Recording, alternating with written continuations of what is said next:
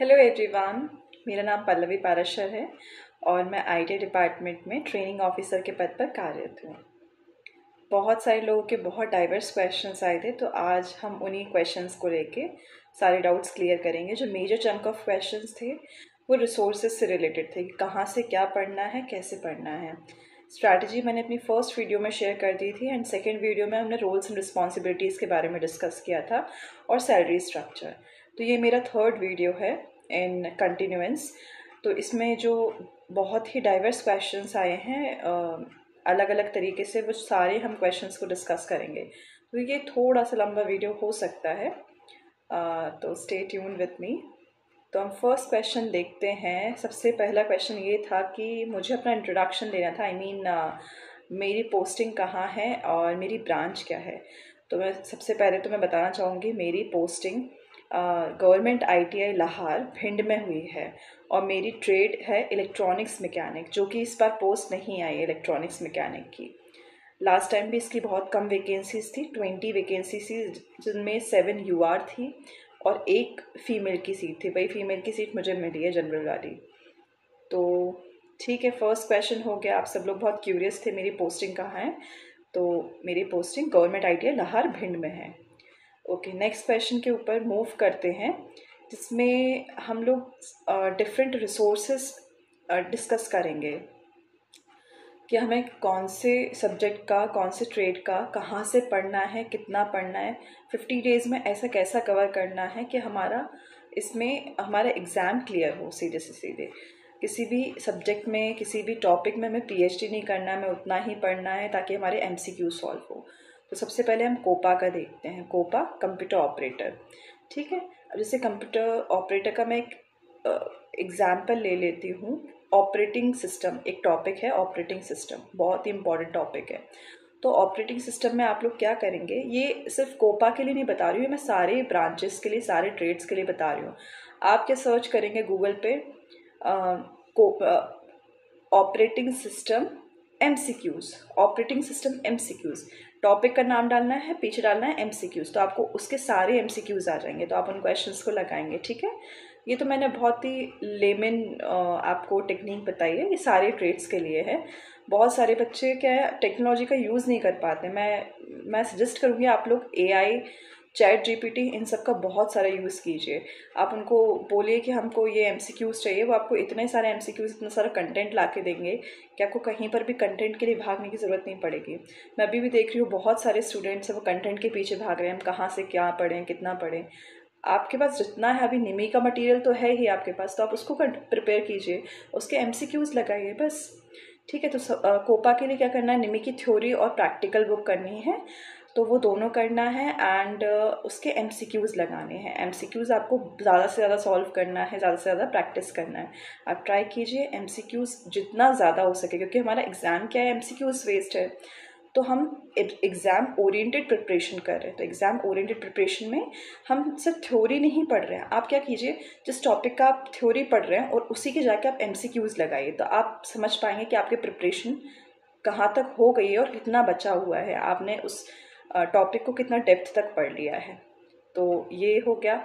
उसके बाद आपको काफ़ी इसका ऑनलाइन कंटेंट मिल ही जाएगा। जिसने मैंने अपनी कलीग से बात की है जो कोपा वाले सिलेक्टेड हैं, तो उनका ये गाइडेंस था। इसके अलावा एक वेबसाइट है कोपा गाइड करके और सेन फाउंड्री करके, तो इन वेबसाइट से आप अपने कोपा के क्वेश्चंस कर सकते हैं। इसके अलावा ऑब्जेक्टिव बुक अगर किसी को लेनी है, कि लेनी ही है, ऑब्जेक्टिव बुक से ही कर पाएंगे, तो रुकमणी की आती है, पुणेकर की आती है और एक महेंद्र पिंडल की आती है, उनकी आप ऑब्जेक्टिव बुक रेफर कर सकते हैं।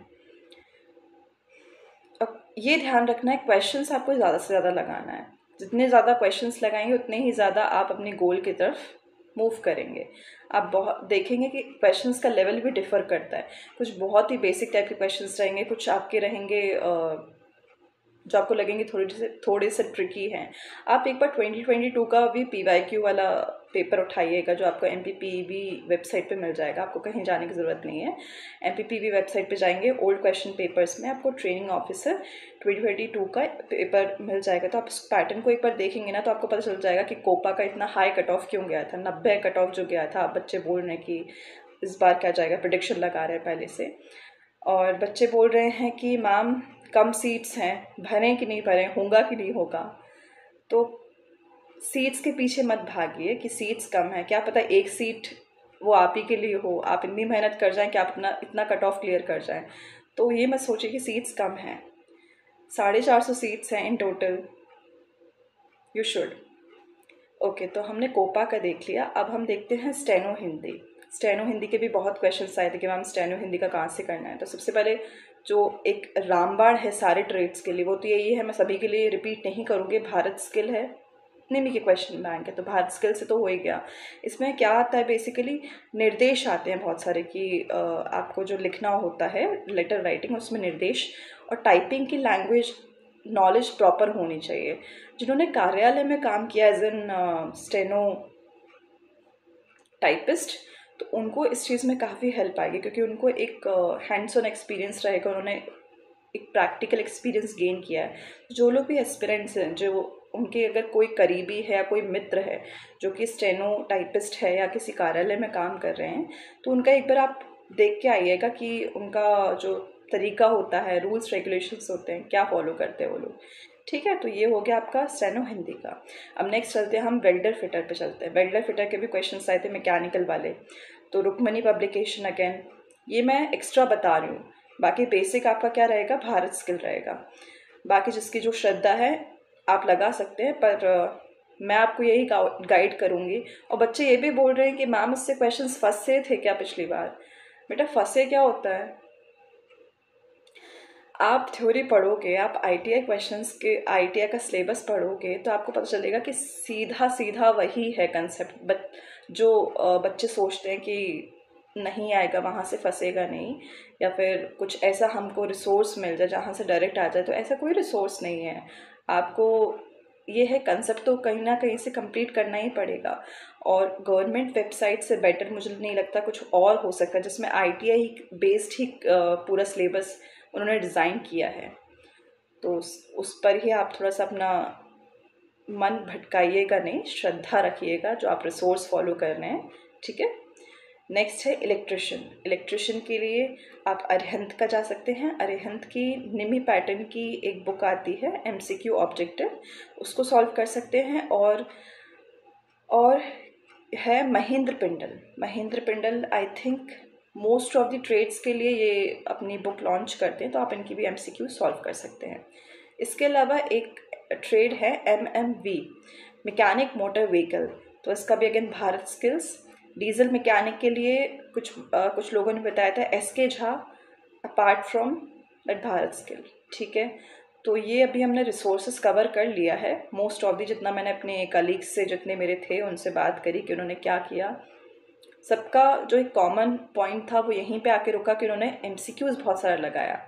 ट्रेड एक बार प्रिपेयर हो गया, देखो आपके पास 50 दिन है, तो आपको बहुत ही स्मार्ट वर्क करना है। आपको 75 मार्क्स पे भी फोकस करना है, आपको 25 मार्क्स पे भी फोकस करना है। ये नहीं कि आप 75 मार्क्स के इतने पीछे चले गए कि आपने 25 मार्क्स का कुछ प्रिपेयर ही नहीं किया, और 25 मार्क्स में इतने उलझ गए कि आप 25 के 25 ही करके रह गए, 75 का कुछ नहीं किया। तो आप बहुत स्मार्ट स्टडी करिए।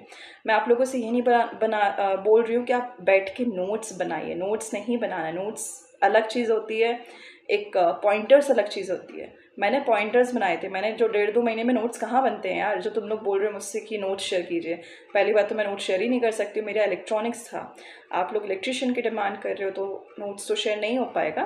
पर इन केस आप किसी और के भी नोट्स प्रेफर कर रहे हो, तो आई वुड से ठीक है, अगर नोट्स किसी के अरेंज हो पा रहे हैं ठीक है, वरना अपनी क्रिस्प नोट्स नहीं बनाना है, पॉइंटर्स लिखने हैं जिसमें आप डेटा लिखेंगे और फॉर्मूलाज लिखेंगे। थ्योरी आप ऑलरेडी बुक में दी है, आप कितना थ्योरी को थोड़ी ना छापेंगे अपने नोट्स में, सिर्फ डेटा लिखिए और फॉर्मूलाज लिखिए, क्योंकि वहीं से डायरेक्ट क्वेश्चंस पूछे जाते हैं। तो ये हो गया। चैट जीपीटी का बहुत यूज़ कीजिए, टेक्नोलॉजी का यूज़ कीजिए प्लीज़। एंड एक क्वेश्चन ये था कि मैम हम फॉर्म को कितनी बार फिल कर सकते हैं। देखो जो मैकेनिकल वाले हैं वो ऑलमोस्ट टाइम कंफ्यूज रहते हैं कि हम फिटर है उनका और वेल्डर है, तो हम इसके लिए 2 फॉर्म्स भरें? नहीं, आपको एक ही फॉर्म भरना है, लेकिन आप ट्रेड्स को चूज़ कर सकते हैं अपने प्रायोरिटी वाइज। आप ट्रेड्स, मल्टीपल ट्रेड्स चूज़ कर सकते हैं, तो फॉर्म आपको एक ही बार भरना है। सेकेंड है कि एक लाइसेंस वाला क्वेश्चन आ रहा था कि कुछ ट्रेड्स में एक लाइसेंस लगता है, आई गेस, हाँ कोई ट्रेड है जिसमें लाइसेंस लगता है, तो उसमें कुछ डेट का इशू आ रहा था कि मैम इस डेट के बाद चल जाएगा। देखो नोटिफिकेशन में साफ साफ मेंशन है कि जिस दिन आप एप्लीकेशन मतलब आवेदन दे रहे हैं, आवेदन मतलब ऑनलाइन फॉर्म भर रहे हैं, सारे डॉक्यूमेंट्स उस आवेदन दिनांक से पहले के होने चाहिए। चाहे आप पीजीडीसीए, किसी बच्चों का रहे कि मैम पीजीडीसीए रनिंग है, एग्जाम तब होगा, डॉक्यूमेंट वेरिफिकेशन तब होगा, नहीं बेटा, अगर रनिंग है तो वो मत लगाइए, क्योंकि आपका फिर डॉक्यूमेंट वेरिफिकेशन में बाहर कर दिए जाओगे, अब क्या मतलब रहेगा। तो वही डॉक्यूमेंट्स लगाइए जो वैलिड हैं और जो आपके जो आवेदन दिनांक है उससे पहले के हैं, वही डॉक्यूमेंट्स चलेंगे। उसके अलावा इसमें इस एग्ज़ाम में नेगेटिव मार्किंग नहीं होती है। बहुत सारे क्वेश्चन ये आ रहे थे मैम नेगेटिव मार्किंग है, नहीं नेगेटिव मार्किंग बिल्कुल भी नहीं है। ठीक है, पहले होती थी शायद 16 से पहले होती थी, पर नहीं 2022 में नेगेटिव मार्किंग नहीं थी एंड अभी भी नहीं है।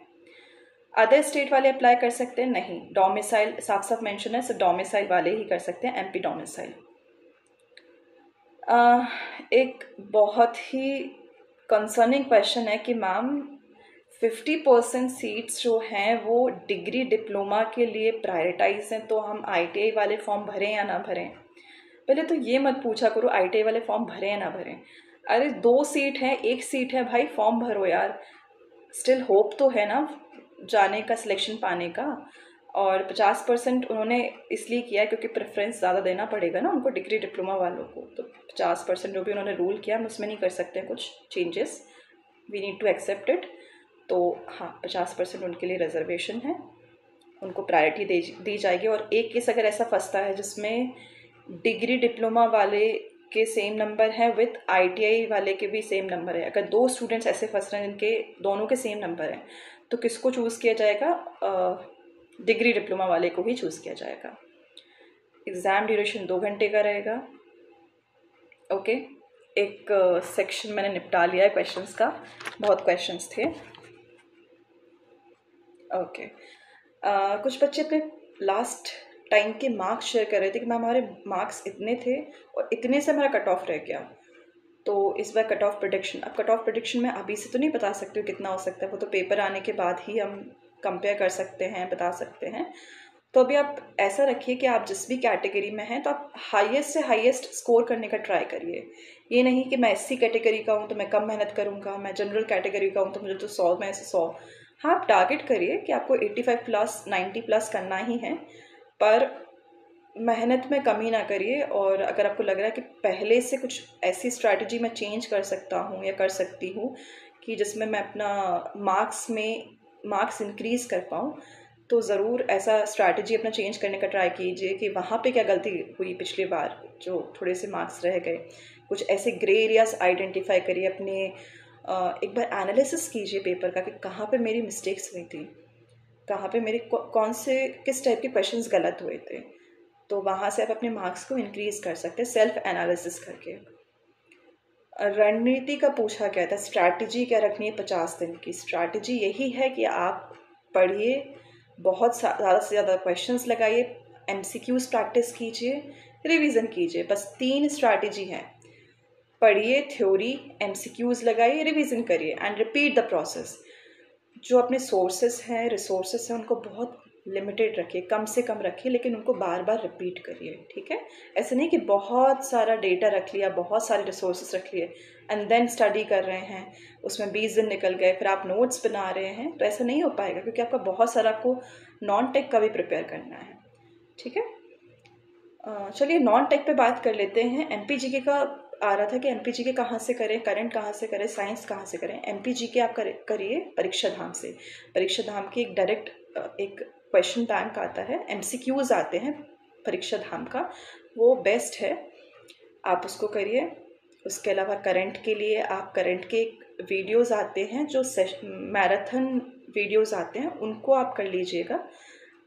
उसके अलावा साइंस वाला पोर्शन आप ल्यूसेंट से कवर करिए, जो ल्यूसेंट में पीछे साइंस वाला पोर्शन दिया है वहीं से most of the basic questions फंस जाते हैं, तो कोई दिक्कत नहीं है।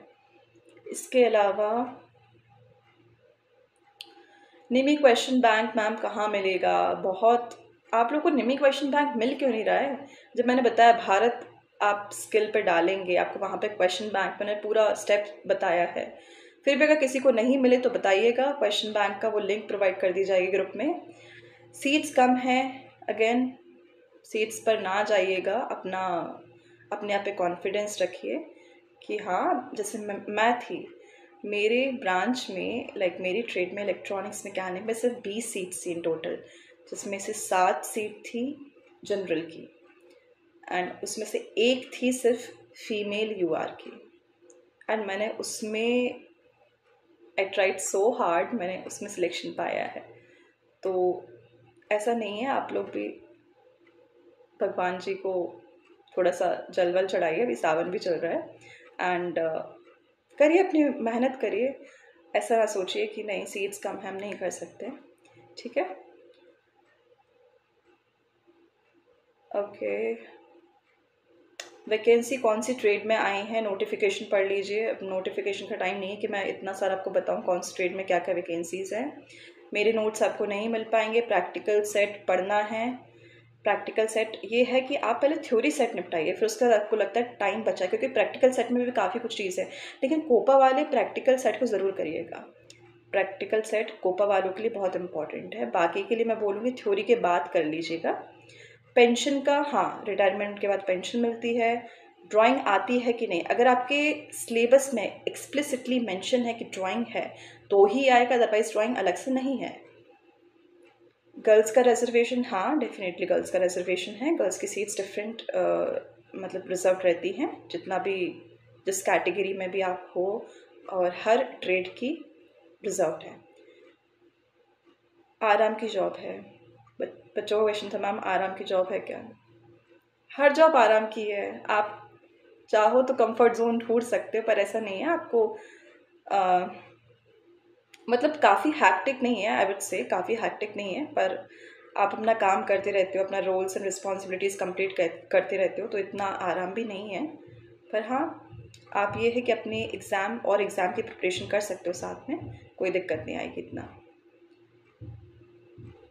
Types of work other than teaching, other than teaching वही है, आप क्या कर सकते हैं, इंडस्ट्री विजिट्स करवा सकते हैं बच्चों को, खुद की ट्रेनिंग प्रोग्राम्स होते रहते हैं, सेमिनार्स कंडक्ट करवा सकते हैं। जैसे अभी रिसेंटली हमारे यहाँ MSME का एक सेशन हुआ था, सेमिनार कंडक्ट करवाया था बच्चों के लिए जो एंटरप्रेन्योरशिप में इंटरेस्टेड थे। स्कीम्स जो आई थी, विश्वकर्मा स्कीम, इन सब के लिए थोड़ा सा गाइडेंस प्रोग्राम चलाया गया था। और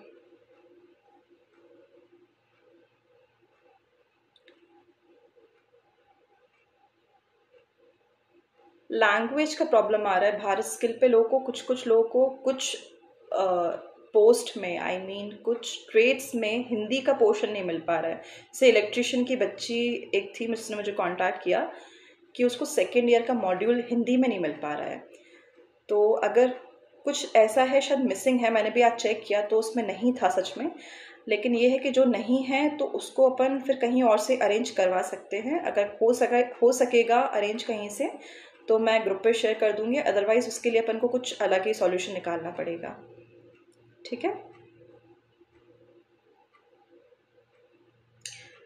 ट्रेड प्रैक्टिकल आप जब करेंगे ना तो उसके नीचे ट्रेड थ्योरी रहेगा, थोड़ा स्क्रॉल कर लीजिएगा, है ना? वो पूरा एक नीचे PDFs भी हैं, नीचे वीडियोस भी हैं, वीडियो के लिंक्स हैं, तो आप कर लीजिएगा उनको।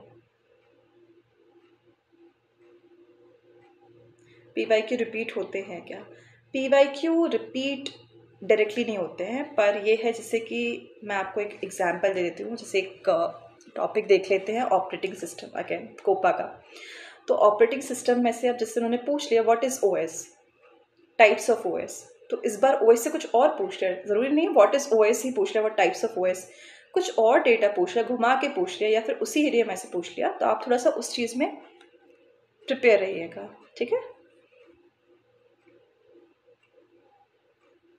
Exam, okay, test series mock test आपने कुछ लगाया था। मैंने टेस्ट सीरीज कुछ कोचिंग का कुछ नहीं लिया था। मैंने जो क्वेश्चन बैंक और मॉक टेस्ट निमी पर अवेलेबल है, निमी एक एप्लीकेशन भी है, निमी का ऐप भी है, तो मैंने ऐप तो डाउनलोड उस टाइम नहीं किया था, पर अभी ऐप आप कर सकते हैं। क्योंकि डायरेक्ट वेबसाइट पे मिल गया था, तो आप उसको कंप्लीट कर लीजिए, वो इनफ रहेगा, मोर देन इनफ रहेगा। Strategy same as before. और बहुत सारे ये भी पूछते इंजीनियरिंग किया है। हाँ, मैंने बच्चों इंजीनियरिंग किया है, मेरा ग्रेजुएशन हुआ है bachelor of engineering in electronics and telecommunication. Okay, I guess सारे क्वेश्चंस हो गए हैं। Thank you so much everyone. अभी स्टिल किसी को कोई भी डाउट्स रह गए हों, कुछ भी पूछना हो, रिसोर्सेज, एनीथिंग एल्स, सजेशंस देना हो, तो व्हाट्सएप लिंक है, उस पर ज्वाइन हो जाइएगा और पूछ लीजिएगा। ठीक है, थैंक यू।